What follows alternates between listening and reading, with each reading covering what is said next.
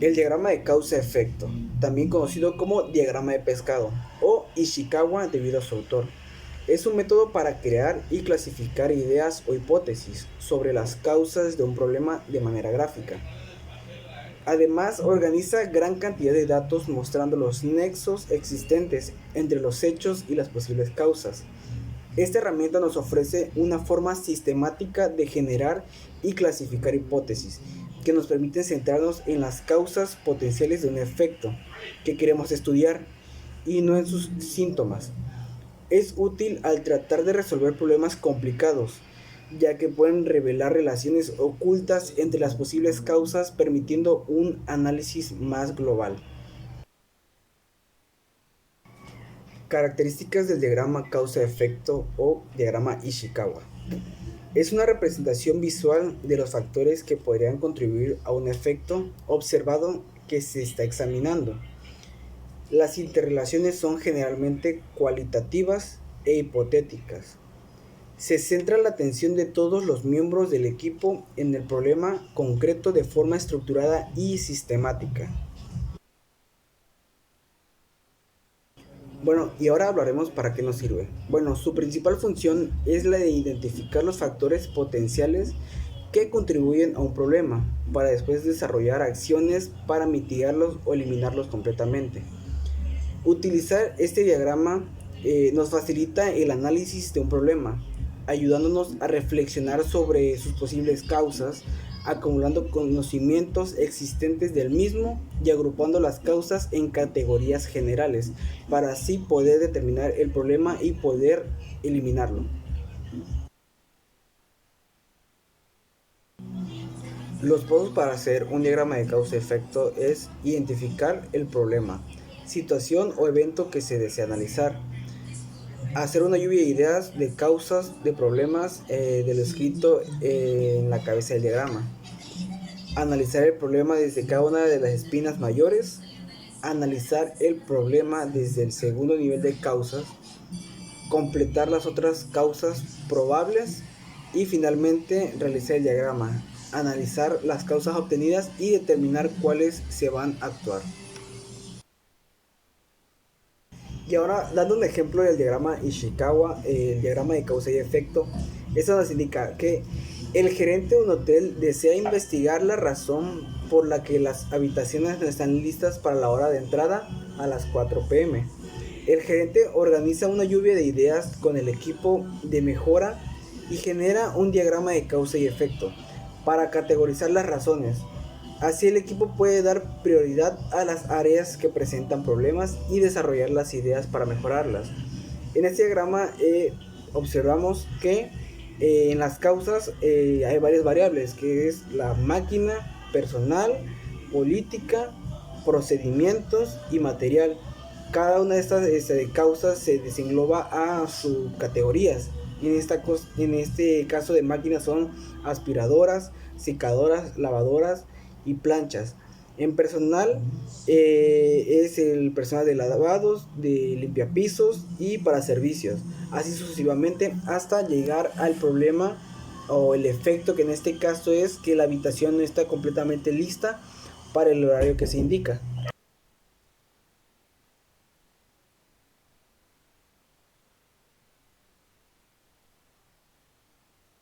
¿Qué es un histograma? Son gráficos que indican la frecuencia de un hecho mediante una distribución de los datos. Los histogramas no se pueden elaborar con atributos, sino con variables mediante tales como el peso, temperatura y tiempo. El polígono de frecuencia da la misma información que un histograma. Para esto graficamos un punto por cada clase del conjunto de datos, en donde la entrada es la abscisa y se toma el valor del punto medio de la clase. Y en la entrada las ordenadas tendrán el mismo valor que la altura del rectángulo.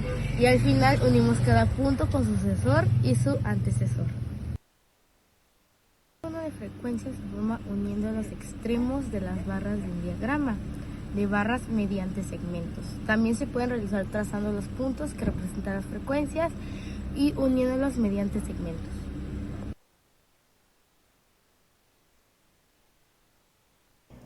El diagrama de dispersión tiene el propósito de controlar mejor el proceso y mejorarlo. Resulta indispensable conocer cómo se comportan algunas variables o características de calidad entre sí.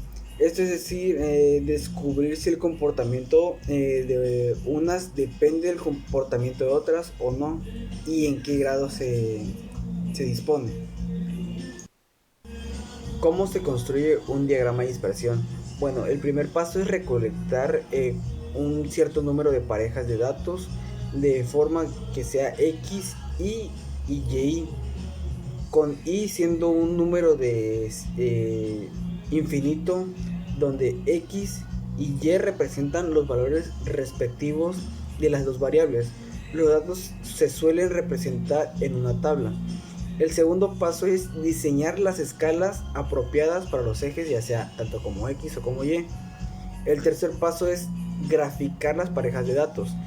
Si hay un punto repetido, se mostrarán como círculos concéntricos. Y el paso número 4 es simplemente documentar el diagrama con respecto a los valores o los resultados obtenidos. Los tipos de correlación. Existen 5 tipos de correlación. El primer tipo de correlación es posibles correlaciones negativas. Esto quiere decir que es un aumento de X provocará una tendencia a la disminución de Y. La correlación negativa nos indica que es un aumento de X que causará una disminución en Y. La correlación positiva nos da a entender que un aumento de Y depende de un aumento de X. La posible correlación positiva indica que el aumento de X provocará una tendencia o un aumento de Y. Y por último, la correlación nula, o sea, sin correlación. Las gráficas no siguen ningún tipo de tendencia y los puntos se encuentran totalmente dispersos. La línea de ajuste. En una línea de ajuste los puntos de datos se ajustan a una línea que por regla general no atraviesa todos los puntos de los datos. Esta línea de ajuste representa la tendencia de otros datos. Algunas líneas de ajuste se basan en la regresión y otras se basan en mínimos cuadrados ponderados iterativos. Cuando se dibuja en la recta, debemos asegurarnos que encaje con la mayor parte de los datos. Si hay un punto que está muy por encima o muy por debajo con respecto al resto, o sea, se indica que son puntos atípicos, debemos dejarlo fuera de esta recta. El coeficiente de correlación de Pearson es una prueba que mide la relación estadística entre dos variables continuas. Si la asociación entre los elementos no es lineal, entonces el coeficiente no se encuentra representado adecuadamente. El coeficiente de correlación puede tomar un rango de valores de 1 a menos 1.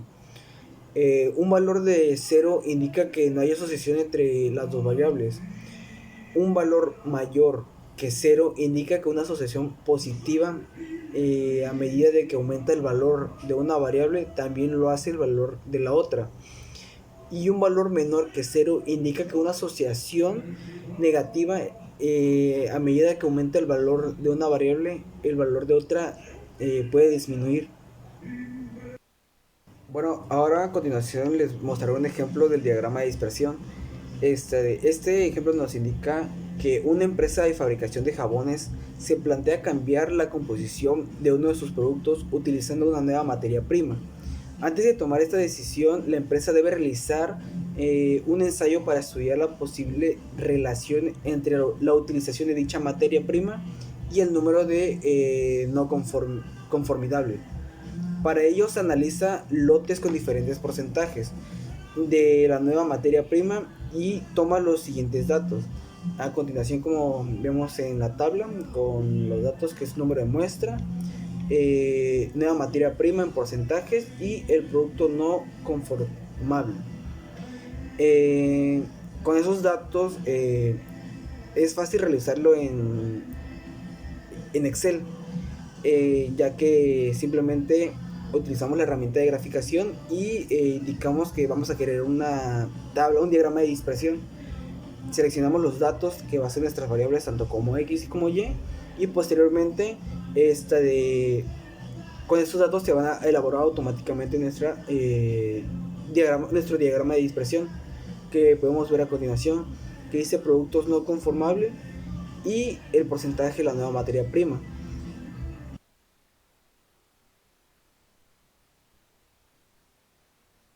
La estratificación es un extracto en una capa o un conjunto de capas que conforman algo, que esto implica que la estratificación sea una manera de entender una estructura de franjas, por ejemplo los niveles de terreno, la piel humana, la cone, el conjunto de la sociedad e gráficas.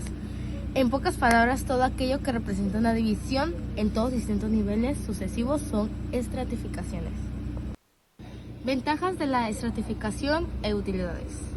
Esto permite aislar la causa de un problema identificando el grado de la influencia de ciertos factores en el resultado de un proceso. Otra sería, la estratificación puede apoyarse en servir de base en distintas herramientas, como la calidad, si bien en el histograma es como el modo más habitual de representarlas, y esto cuenta con mayor capacidad de hacer la inferencia y comparación dentro de un grupo de presentación mínima de errores en la estratificación.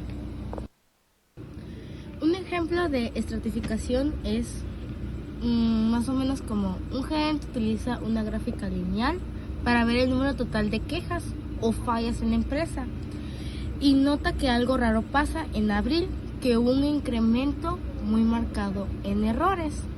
Y el otro sería que están recolectando datos y construyendo una gráfica de parámetros para analizar y encontrar los problemas que son más o menos iguales de importantes o ninguno más importantes que sobresale más.